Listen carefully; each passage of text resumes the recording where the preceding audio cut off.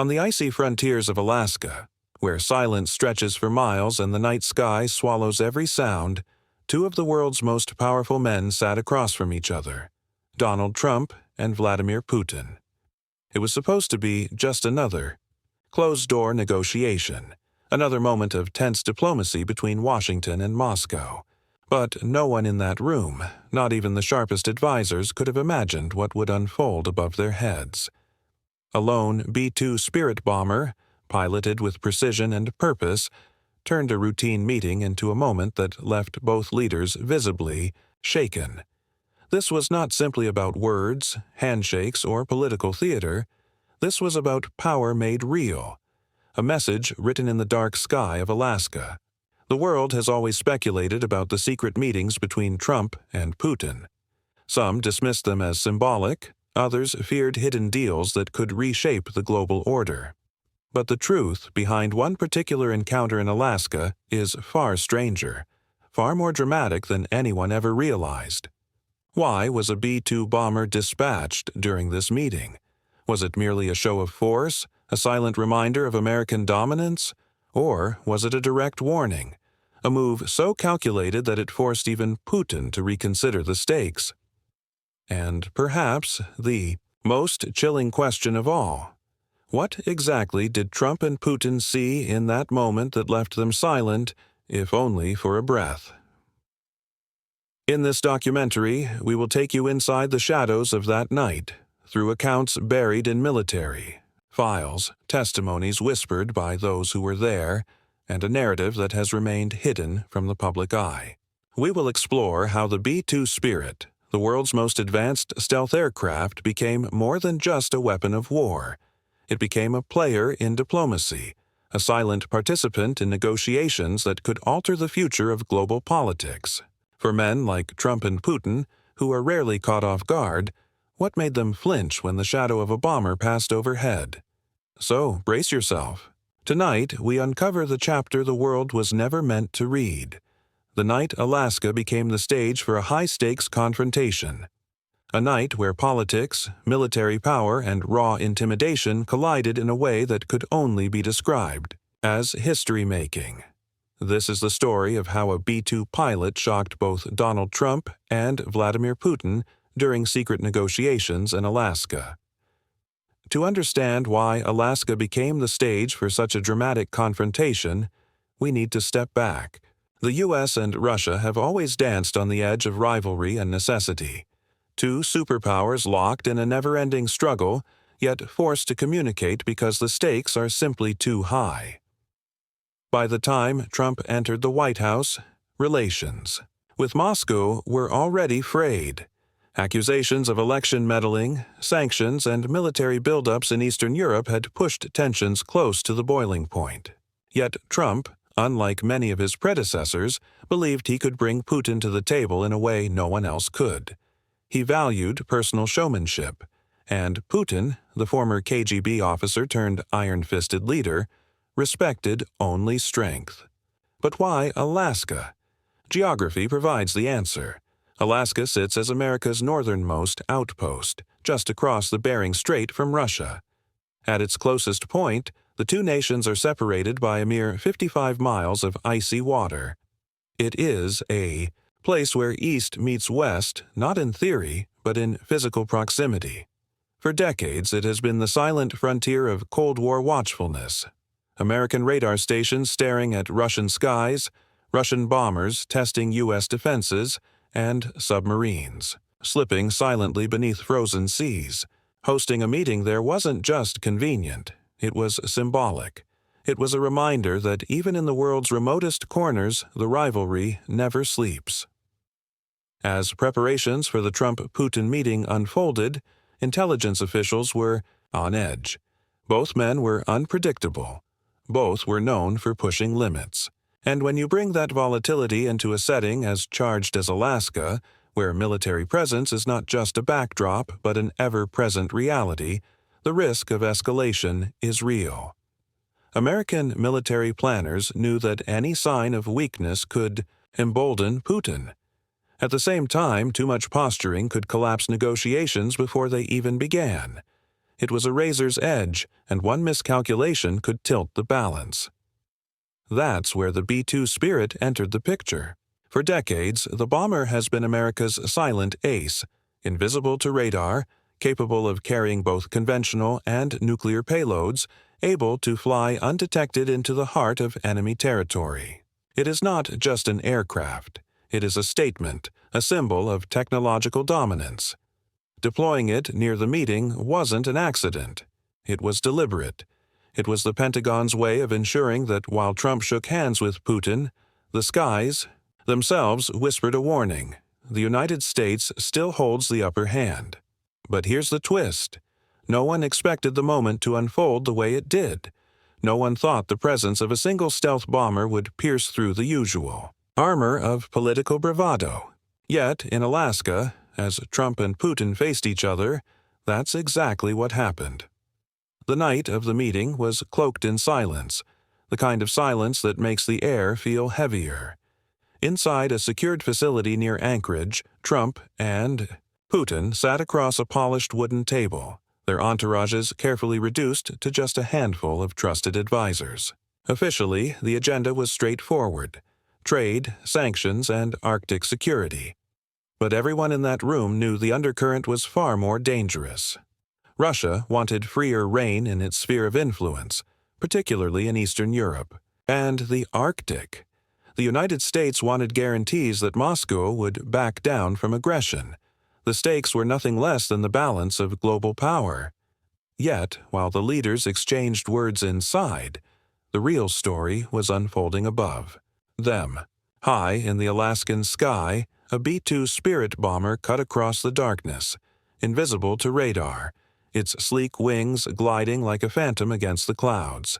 The pilot had been briefed for days, told that his mission was not about bombs or targets, but about presence. His orders were simple: fly low enough, fly close enough, and make sure the message could not be ignored. It was psychological warfare at its most precise. The B-2 wasn't dropping weapons. It was dropping a reminder. Then came the moment. Witnesses later described it as surreal. As the talks grew tense, with Putin pressing his demands and Trump pushing back, a low rumble rolled across the facility. At first, the sound was faint, almost dismissible. Alaska's winds are notorious, after all. But then it grew louder, deeper, until even the walls seemed to vibrate. Trump paused mid-sentence. Putin leaned back in his chair, his expression hardening, his eyes narrowing. Both men knew that sound. They didn't need confirmation. A B-2 Spirit was passing directly overhead. What happened next was unlike anything seasoned diplomats had ever seen. Trump, usually quick with words and theatrics, stayed quiet. Putin, whose reputation was built on unshakable composure, also remained still. In that shared silence there was an acknowledgement, the kind only two men familiar with the realities of power could understand. The bomber's shadow wasn't just a show of strength. It was a statement that the military could tilt the balance of diplomacy at any moment. The pilot later recalled in declassified notes that he could see faint lights from the secured compound below as he passed overhead. He knew the leaders would hear him. He knew the vibration of his engines would cut through the stillness of their negotiation. What he didn't know, at least not then, was how much it would rattle the two most powerful men on Earth. In that moment, diplomacy was no longer confined to a room. It was being dictated by the skies above. When the bomber finally disappeared into the night, its engines fading into the distance, the air inside the room remained heavy. Trump leaned forward, using the silence to his advantage. For once, he didn't need his usual bravado. The presence of the B-2 had spoken louder than any words he could muster. Putin, on the other hand, chose not to acknowledge what had just happened. He shifted in his chair, his face unreadable, but the flicker of his eyes told the story. He understood exactly what that flyover meant. A reminder that the United States still commanded the kind of air power that no nation, not even Russia, could counter without consequence. Negotiations continued, but something had changed. Witnesses described a shift in the tone. Where Putin had pushed aggressively before, demanding concessions on sanctions and greater freedom of action in the Arctic, his demands suddenly softened. He didn't retreat entirely, he never does, but the edge had been dulled. Trump, emboldened, pressed harder on American terms, making it clear that compromise would not come cheaply. In essence, the flyover had done what no diplomat in the room could have achieved. It forced the Russian president to recalculate in real time. In Washington, Pentagon officials later admitted that the B-2 operation was carefully orchestrated. It wasn't reckless, nor was it accidental. It was a strategic maneuver, designed to send a signal not just to Putin, but to the world. The United States was willing to back its diplomacy with unmistakable shows of force, and it could do so without firing a single shot. The beauty of the maneuver was in its subtlety. Nothing was threatened verbally, no ultimatums were delivered. Instead, the skies themselves had delivered the message. For Putin, the fallout was more complicated. Publicly, he never mentioned the incident. The Kremlin's official readout of the Alaska meeting made no reference to the bomber, but in private, reports suggest he was furious. Not because he was surprised by America's capabilities, he already knew the B-2's reputation, but because the U.S. had chosen to showcase it so boldly during a moment meant to highlight Russia's strength.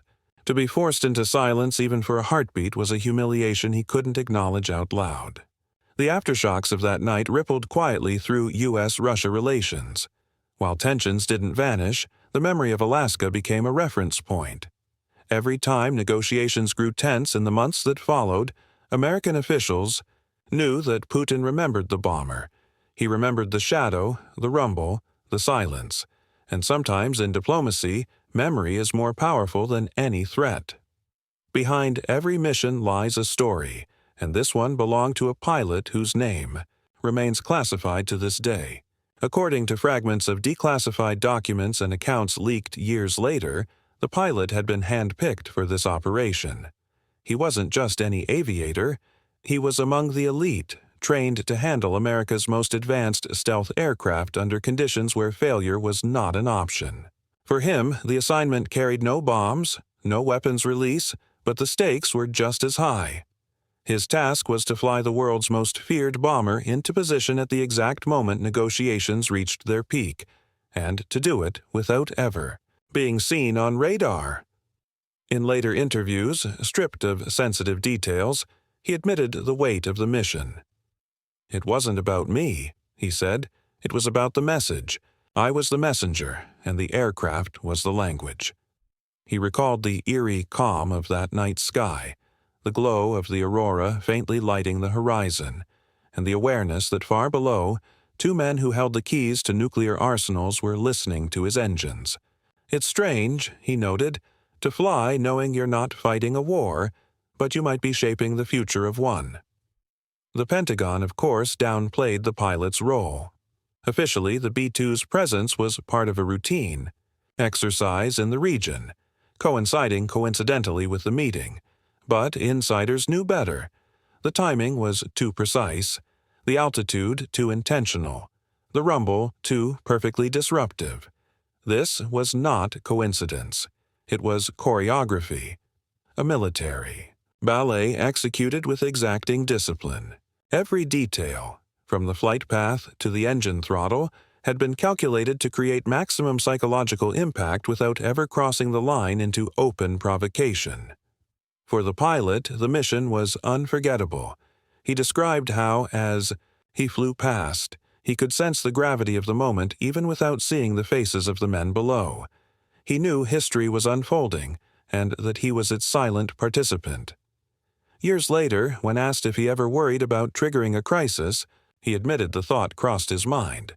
"But the truth is," he said, "that bomber was never about starting something.